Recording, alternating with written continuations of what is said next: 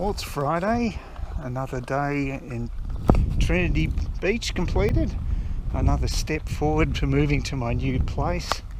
One of my subscribers, he actually looked up a few details on my where I'm moving to and discovered that it was last sold around a decade ago, and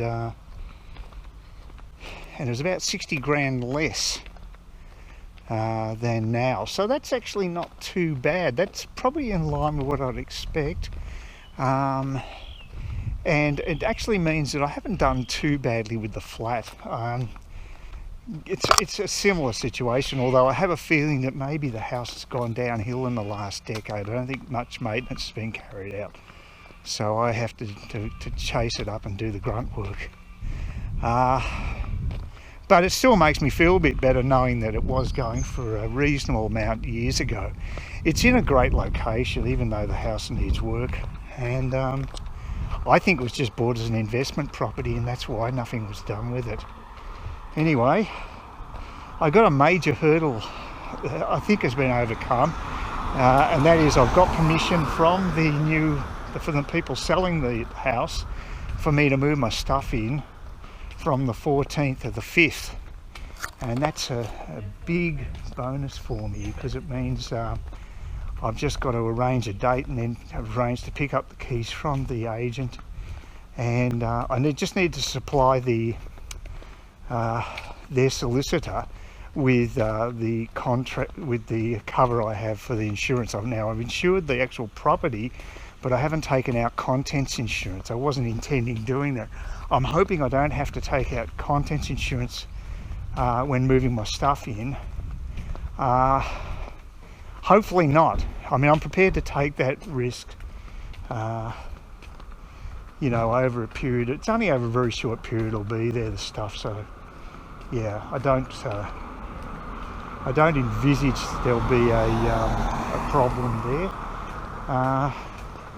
But I mean, I'll keep checking up on the place anyway. I'll keep tabs on it. I won't just leave it empty like that. And I might even contact the neighbour just to sort of look at it and say, look, if you see anybody coming around, please tell me. That might be a smart move, actually, to do that. I might contact the neighbour and just give them a heads up that I'm moving in. Anyway, it's good to get the okay, assuming I don't have to take out contents insurance, because I haven't had it for years. I mean, that's the one good thing about the flat. Being on the top level, I never felt really in danger of being broken into. If someone's going to break into a place or go to a lower level. So I didn't bother having any contents insurance for the 3.5 years that I was living there. So I think that was a sensible move in retrospect. Having said that, when I return to the place today, I'll probably find it's been ransacked. Oh, isn't that lovely? Jeez, they've got some nice houses down here. And even the apartment blocks don't look too bad. But you see plenty of real estate signs around here. Yeah, I'm just heading to the bus stop again to go into town, do a little bit of supermarket shopping, then do another video on my desktop, and then I'm going to wait for Lynn to come by to pick me up, because she's going to be a little later. She just gave me a phone call earlier. She's still a bit stressed out. She's got so many things to get organised, and she said that she's got a concreter coming around at 4 o'clock, and she was supposed to be over at my place a little after 3:30. So it's not a big deal, but just as long as the concreter shows up. But between 4 and 5, well, if he doesn't, I think she'll just basically reschedule. So it's only really an hour and a half difference at the worst case scenario. So it's not a real imposition to me. But it was nice of her to call me anyway. She's good that way. So anyway, because she's going to transport my desktop computer back to the Airbnb, which is good because of the problems I've got with the operating system on the laptop, being a pro version, and I've only got the home version key. It doesn't have full functionality, and that is stopping me from editing. drag. It's also much slower to edit too. The desktop computer is a much more powerful unit too. And I may as well move it over here, get it a bit closer to where it's going to have to be. It's probably better to get it moved in a car with Lynn rather than putting something like that on a truck anyway. It's a fairly delicate thing. You don't want to basically do that. Now I've just got to decide who to go with to do the transport. The people who did the staging transport for Shah, the staging lady, she said they charge $140 per hour, and there's 2 guys, so you don't have to do any lifting, which is nice. Well, not heavy stuff anyway. I'd certainly take smaller stuff just to speed up the process, because I'm paying them by the hour, so I'd certainly help out. But all the other smaller stuff I'm put into boxes, into those plastic containers, so it should be pretty easy to get it all sorted. The whole process will hopefully take around 2 hours. So if I can get away with about 280, I'll be doing well. But it probably takes about 40 minutes to drive up here from Parramatta Park, and that leaves another over an hour for picking up stuff and delivering. Realistically, it could take 3 hours. So it's still cheaper than what I've seen elsewhere, though. And like I say, having 2 guys to do the actual grunt work. But I'll give Adam a chance to see what he comes up with. I'd probably feel more comfortable doing it with a removalist, but if Adam can supply another guy to help carry the stuff, that would be fine, and at a lower rate. But I don't know if he can. I think they're pretty well the best competitive rates around. Yeah, it was fairly quiet last night. There's a dog basking next door, but didn't bark at night, so that was good. And there was some sort of some people chatting on the other side of the unit. But again, it didn't disturb my sleep. I hadn't used the earplugs once. It's been great. It's really, really quiet. Really great change from Parramatta Park. And it was nice to walk down the beach yesterday. That was great too.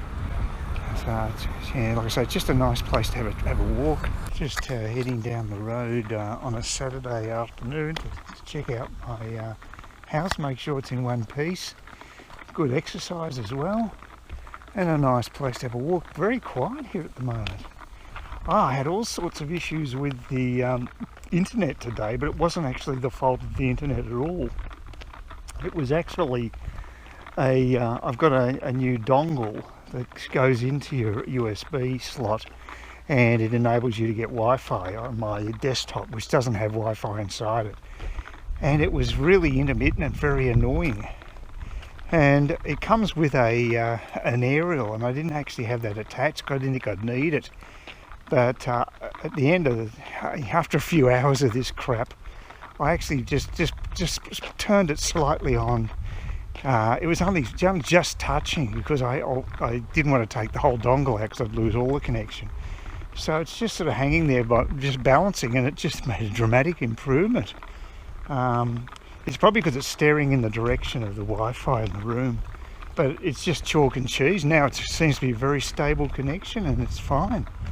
So that's a frustration that I got over, and it can be very frustrating. We don't have good internet these days. The internet I'm going to get in my house won't be as good as the flat, because the flat is actual cable straight to the modem, whereas here it's copper wire to the node. They have nodes in certain areas of suburbs, in maybe every few blocks, I guess, and which are cabled up.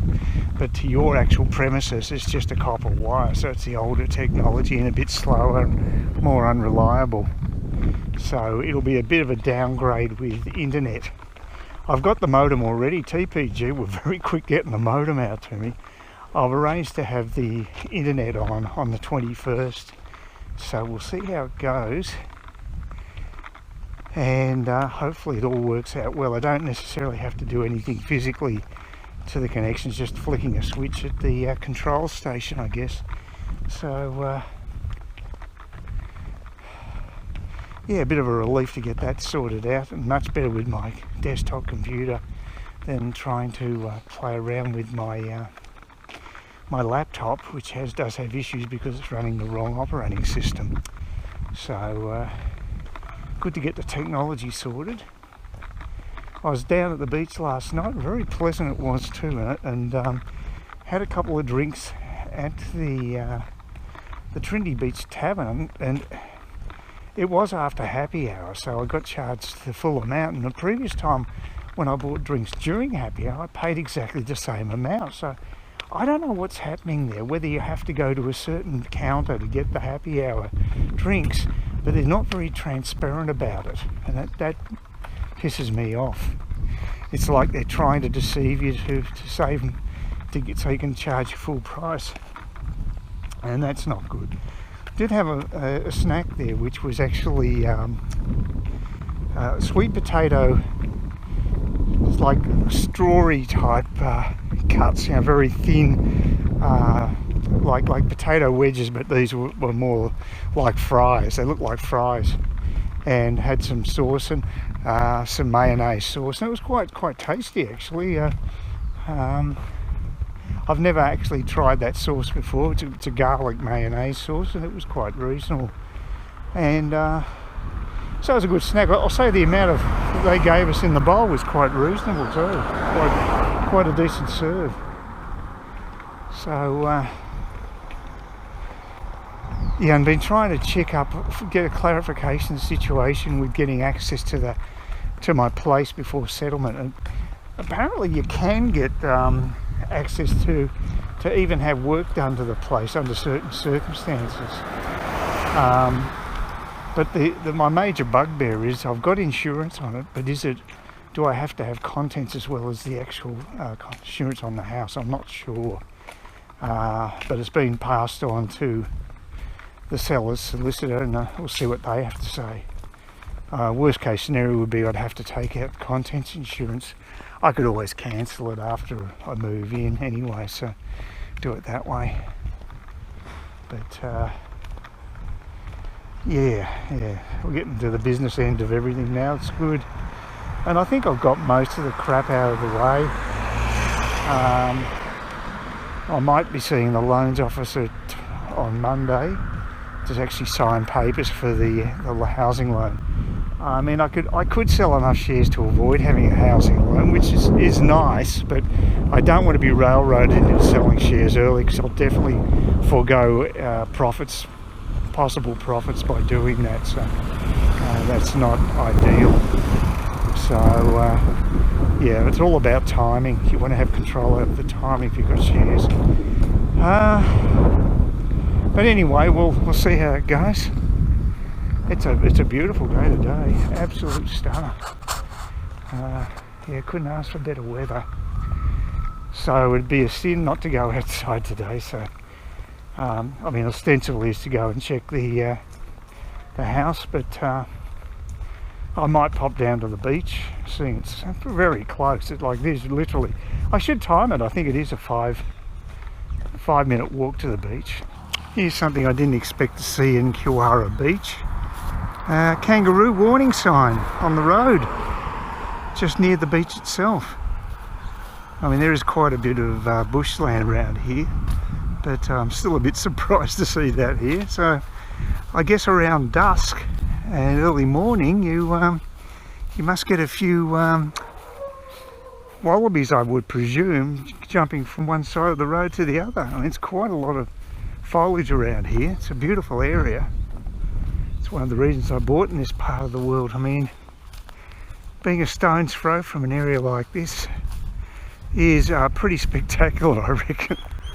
I've got no complaints. Please consider subscribing to my channel if you think there's anything there of use to you, or entertainment or whatever. And either do that or give me a thumbs up, or if you're feeling really energetic, do both. That'd be great.